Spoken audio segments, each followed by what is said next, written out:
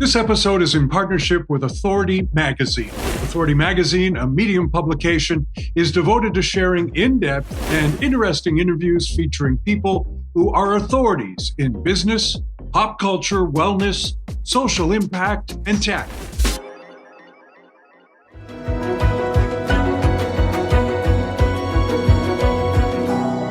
Henry Wolfond has looked to the stars since he was a young child. In fact, after following the space program by NASA closely, he set his heart to one day going to space himself. But when Henry, also known as Hank, did finally strap into a rocket ship, he did it with all of humanity on his mind. As a child, from that early age, I had this fantasy about going to space. It was a real bond my father and I had around the space program. Apollo 8 was making the first orbital mission of the moon. And I remember standing on the beach at night, looking up with my dad at the full moon and him saying, you know, just think about it. There are 3 men on the other side of the moon right now. And I never stopped pursuing that passion. Well, a Canadian is going to be on board the next Blue Origin mission, the 9th as part of its New Shepard program, and among the 43 people flying above the boundary that is officially recognized as space. And not only are you going to sort of pursue your passion, but you're bringing a lot of what you're passionate about. I'm very involved with the Jewish community. I'm very involved with the fight against anti-Semitism. And after October 7th and the horrific attack by Hamas, it really set me back. And what was shocking was how that unleashed not sympathy for the Jewish people, but a torrent of anti-Semitism that we're seeing worldwide. This gave me an opportunity to look at the Earth, as William Shatner said, the thin boundary of atmosphere that protects us, and the fact that we're all humanity here. We're all in this together on this fragile planet, and there shouldn't be room for intolerance and hate. And that's something, a message that I hope to convey and ask others to stand up and speak out against. I'm just super excited because he's been waiting for this. I mean, you could say all his life. I have just the utmost respect for him. The fact that he has made this not just about himself, but about fighting anti-Semitism. I'm just so proud of him. Welcome everybody to New Shepard's 9th human flight. It's another great day to fly to space. This crew today includes Hank Wolfond, Chairman and CEO of Bayshore Capital. I think space is going to be incredible.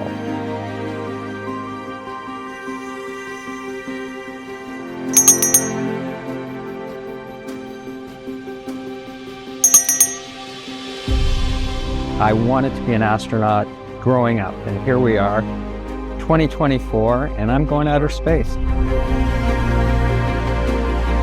T-10, go to proceed. 9, 8, 7, 6, 5, 4, command engine start. 2, 1, ignition.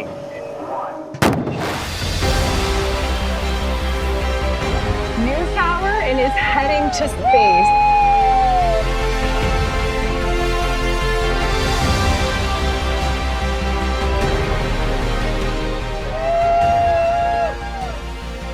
This is awesome.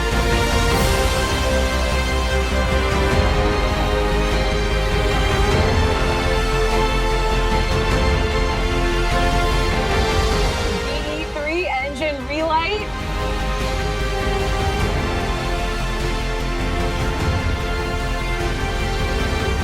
And touchdown.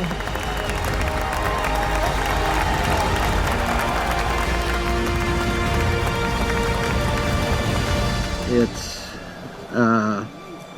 perspective that adds to the mission that I'm on to combat hate and anti-Semitism, and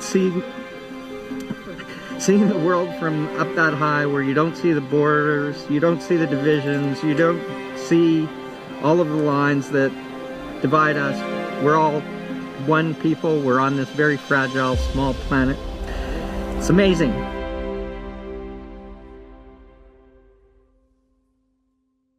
Well, welcome to Believe in People, Henry. Amy? We can't think of a better way of bringing in 2025 than to have you as our guest, Henry, or I should say Hank, because you are sharing your experience from the vantage point of being 107 kilometers above the Earth. And so at the start of this podcast, we played an introduction clip where you were so kindly gave us that introduction piece. And you spoke of your lifelong fascination with space travel. Can you tell us how your experience in space has shifted your perspective? It certainly was a profound experience and exceeded my expectation of what it would be, but I paired myself with the perspective of seeing the planet from a distance, which 107 kilometers, while it sounds far in one sense, is relatively close in terms of space terms. But could you see Earth? Could you see the full? You can't see the entire planet, but you can certainly see a horizon that's probably 11 or 1200 kilometers distant. So it's um, a perspective beyond what you can see from a plane or what you can see from anything that most people get to experience. You see the thin layer of atmosphere, which is surprisingly thin because as a pilot, I regularly fly in the altitudes above 40,000 feet at 41, 43, or 45,000 feet, which seems pretty high, but when you're at 350 plus thousand feet, you're beyond. You're in the blackness of space. It's an indescribable blackness. It's like translucent and infinite. You don't see stars because it's daytime and the Earth is a big light polluter when the sun is reflecting off of it. So yeah, it's quite moving and quite intense, partly because it's such a quick trip out and back that you almost don't have a chance to catch your breath, so to speak. The adrenaline is just pumping, and emotions are just colliding in your brain. Now how did you go? Who took you there? Can I go? How do you figure this out? Blue Origin was the provider of this. That's Jeff Bezos's Yeah. company.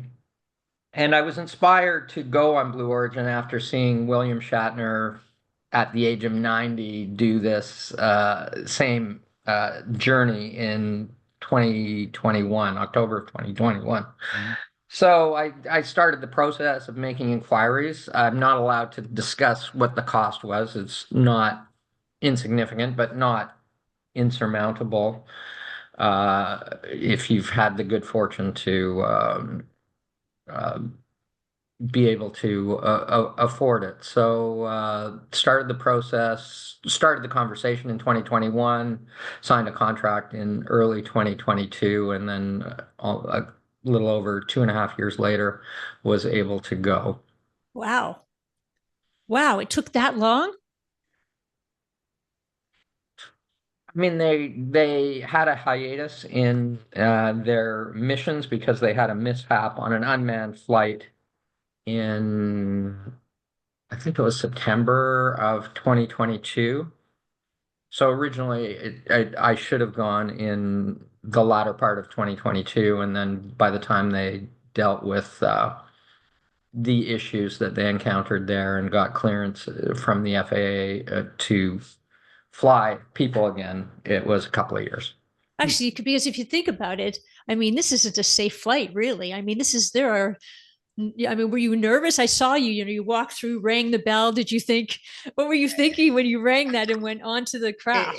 Yeah, it becomes a reality as you kind of see that you're going to step into this capsule about a little more than a half an hour before it actually launches and you strap in. Yeah, it does become real. I mean, you're sitting on 100-ton rocket ship. You could say it's a bomb. More than half of that weight is a volatile mixture of hydrogen, liquid oxygen, the propellant that's going to take you to 107 kilometers above the planet. So it's I guess where I was, it wasn't fear. I was just, I had two of my children and two of my grandchildren were there watching, and I'm thinking, okay, I hope this doesn't fuck up No because kidding. they will have lifelong trauma. But it's I there's a level of excitement, as I said. The adrenaline is certainly building up as you're watching the countdown, and then in those final seconds, it's like a rush. You accelerate from zero on the launch pad to something like 4,000 kilometers an hour. Wow. Uh, um, and you're in space in under 3 minutes. You've gone from kind of this light and blue into the blackness of space in a very short period of time. You spend about 4 minutes. You unharness, you get out of your harness, you float around in the capsule, and you spend about 4 minutes in weightlessness in outer space, and then you come back down again, and the entire journey is is about 11 minutes. Wow. Well, look at So this. Kevin is holding something, one giant leap for mankind. Where the heck did you get that, Kevin? the one giant leap for mankind. Oh, wow. So, Kevin, I got to tell you, in my grade eight, I was born in 1958. So when was grade eight? 1970 or 71 for me. I did my speech on the Apollo 11 mission, and my mother had collected the Globe and Mail headline that had the green print, Man on the Moon, and all of these headlines and stuff. So, in preparing for that speech, he cut out all of the quotes that I wanted to use for that. So I had all of that memorabilia from there, and it's like I still lament. It's like shit. I destroyed all that great stuff. Time magazine cover, Newsweek, New York Times, Globe and Mail headlines because I was creating this speech out of it. But it reminds me that yeah, that growing up in the 1960s, I was hugely connected and just couldn't get enough of the space race, the race to the moon, and every single mission. When you held that up, a variation of that line as I intertwined this experience, which was the fulfillment of a childhood dream with um, the work that I'm doing in the Jewish community and combating anti-Semitism. So I turned things around and said, this is one giant leap for me and hopefully one small step towards combating anti-Semitism or turning Yeah, and the actually tide on hate. to that point, Henry, and this is really important. You're on a mission. You weren't only on a mission to experience outer space, so to speak, but also to combat anti-Semitism and hate in general. First of all, how? I mean, clearly, I understand how that led to what you're doing, but could you share a little bit more of your insights around this, what you're doing, and how? Like, how? What are we going to do about this? Interestingly enough, in 2021, when I thought to myself, this would be something I'd really like to do. It will be an experience of a lifetime, which it was. I wasn't thinking about anti-Semitism in 2021 while it was there and while these issues were coming up. It certainly was not at the level of intensity that it's become subsequent to October 7th, 2023. After October 7th, 2023, I assumed a role in the Toronto Jewish community as chair of the Confronting Anti-Semitism Committee with UJA Federation, and as it led to a convergence of these two things. My first thought was, geez, is this something I should even be doing given the crisis that our community is facing? And then it occurred to me that while in ordinary times prior to October 7th, I probably would have wanted to be as anonymous as possible about this. This would have been my own personal thing. I wouldn't want to, be seeking any publicity out of it. But given everything that was going on, and having read a lot, Carl Sagan and Chris Hadfield's this whole perspective that the further you get away from the planet, the more you realize that this is it. This is all we've got, and we should be cooperating. And as I did an opinion piece in the Toronto Star. I don't know if you read it. But I talk about in the 1970s, at the height of the Cold War, the Russians and the Americans cooperated on the Soyuz project. And, if you just have a few people and each of them have a role and everyone's survival is dependent on each other person doing what they're supposed to do, and that nobody would survive if they don't, you realize that, hate, while it's probably unavoidable and inevitable, and it's persisted throughout the entire history of human civilization going back hundreds of thousands of years, it is something that we should recognize as abhorrent to us as a species, us as a society. And to answer the question, how do we fight it? I think it's a matter of educating people, which is really hard to do in this age where people have free reign on social media to proliferate lies and conspiracy theories and really amplify the kind of memes that have persisted for hundreds, thousands of years about the Jewish people. We're in control of everything, blood libels and all kinds of conspiracies, and these things are taking hold, and it's very hard to convey that this is false, and the truth is that we as the Jewish people are being blamed for all of the world's ills, when in fact we're truly the victims of this kind of hate. It's interesting because I don't know if you want to ask a question, because it occurs to me like there's irony in this, and I'm sure our stories are similar. Like our ancestors, my grandparents, didn't wake up one day and say, things in the Ukraine, I just think there's better opportunities elsewhere where we don't know the language, and we're going to go there with no money in our pockets. It's like we, as the Jewish people, came here because of rampant anti-Semitism. In my father-in-law's case, he fortunately survived the Holocaust, but most, if not all, the Jewish people who are here because of anti-Semitism. So there's kind of an irony in that I'm lucky to be here. I'm lucky to have had the opportunity to have taken this journey. But enmeshed in that is the kind of hatred that I'm fighting against today, and trying to call out. So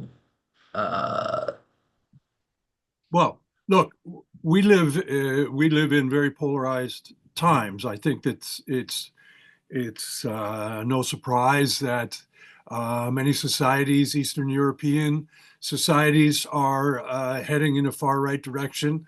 In the United States, where I live, you can see that the way people voted in the last election is, a stand for conservatism. I don't know what's going to happen in Canadian elections in the near future, but there's one coming. But I do want to ask you this, and that is, and I think I need to ask you this, and that is, do you connect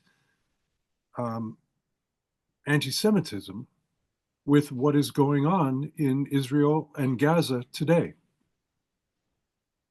I think the the connection is certainly there, and it's hard. Of course, I sympathize with the plight of the Gazan people, but you have to recognize that what precipitated the events of October 7th is the same underlying anti-Semitism that we're talking about. The mandate and the original Hamas charter calls for the murder of Jews, specifically Jews, not Israelis. This is a consequence of an education system and an ideology and an Islamist fundamentalist government that spent billions of dollars in anticipation of sparking this conflict that started on October 7th with tunnels, with thousands of rockets that were continuously bombarding Israel and drawing Israel into a conflict where the militants and the leaders of Hamas are safe underground. There are no bomb shelters for the civilian population. And, I don't want to get into arguing for the specific policy decisions that leaders in Israel are making, but it's important to recognize that this did start on October 7th. When people say this didn't start on October 7th, it absolutely did. And there was no devastation in Gaza prior to October 7th. You can talk about what the living conditions were, but certainly was nothing compared to what's happened subsequently. But yeah, it is connected. The anti-Semitism is connected to what's happening in Gaza. And what I was saying before is it's being used in social media and by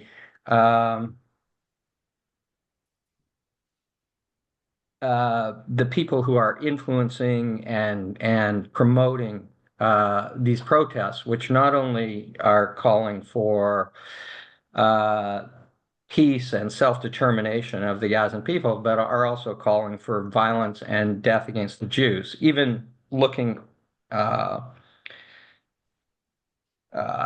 recent events in Australia, I remember early on, they were actually chanting in these protests, "Gas the Jews."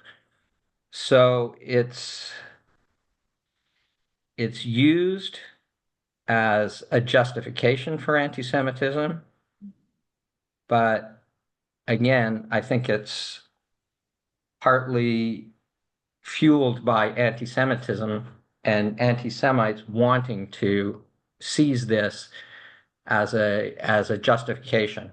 What does shooting at a Jewish school in Toronto or burning a synagogue in Montreal have to do with advancing the independence movement for the Palestinian people? You're attacking Jewish institutions, you're threatening Jewish lives. In Canada, in North America, is that going to solve the problem in the Middle East? No, No. because that is abhorrent, and I would agree with that. As a matter of fact, I was speaking to a friend yesterday who told me that a menorah had been vandalized here in Chicago, not far from where they lived, and it was a thing of beauty, and that it was destroyed. And those things that is abhorrent, as I just said. But now I have to ask you, when you look at this planet from up above, and you can't see us because we're so small and perhaps insignificant from a distance, how in heaven's name did we get to this point? Can't we? Isn't it funny? Can't we see? Sometimes it's hard to just to go directly to the forest for the trees. Mhm. The closer you are to something, the harder it is to see. We're talking about the politics in the US and the ideologies. I don't know if it's conservatism or this new No, and I um, certainly wasn't. I certainly brand of didn't. politics Yeah, that I that certainly didn't that want to suggest that that it was conservatism. I was just saying that the authoritarianism Mhm. seems to be on the rise. I'm not even, and that I guess that's what I shouldn't have used the word conservatism. I should have Yeah. used something else. But you're right. It's, as you said, when you go out to space, you don't see people, you don't see boundaries, you don't see frontiers. You see this planet, you see that it's protected by a very relatively thin layer of atmosphere. And the further you go, if you read Carl Sagan's book, The Pale Blue Dot, the entire planet is insignificant. There are trillions of billions of stars and quadrillion orbs circling all of those stars in this vast universe. Uh, so our entire planet and existence in that context is insignificant. We're all insignificant, and Hmm. Yeah. it's a hard. But the closer you get, and when you come into our own being, we're significant. Hmm. What we're doing is significant. Our life is significant to us, to our families. So it's almost like you have to get further away to see that What to get perspective. Yeah. we're on this tiny planet, this tiny insignificant planet together as a species, as humanity, and we all should be doing everything we can to protect it and to cooperate and to um, fight against hate. Yeah. I, And I, and Henry, what I don't know, maybe this is a stretch, but what lessons from your journey into space do you feel are applicable to kind of addressing prejudice and fostering peace here on Earth? this is not, we're on a small planet. We, each of us, are going to be here for a short period of time.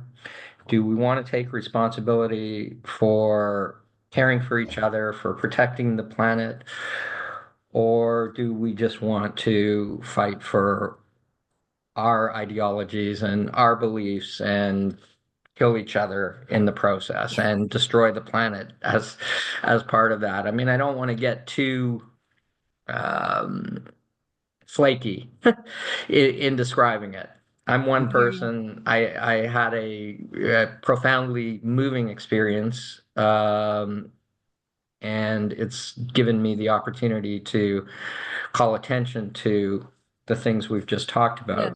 Can I ask, just because our time is almost up, but we've talked about your experience in space, and you mentioned William Shatner, and of course, I grabbed my Toronto Telegram front page that I have saved from all those years from Man on the Moon, Mm. One Small Step. As a matter of fact, I was just at the Chicago Museum of Science and Industry over the Christmas holidays, and they have the lem in there, Wow.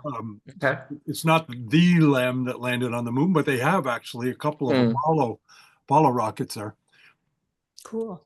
and it's William Shatner, uh, Space: The Final Frontier.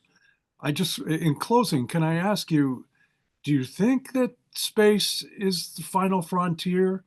Or in listening to our conversation today, it's almost as if we are the final frontier, and perhaps we need to start exploring ourselves a little more closely.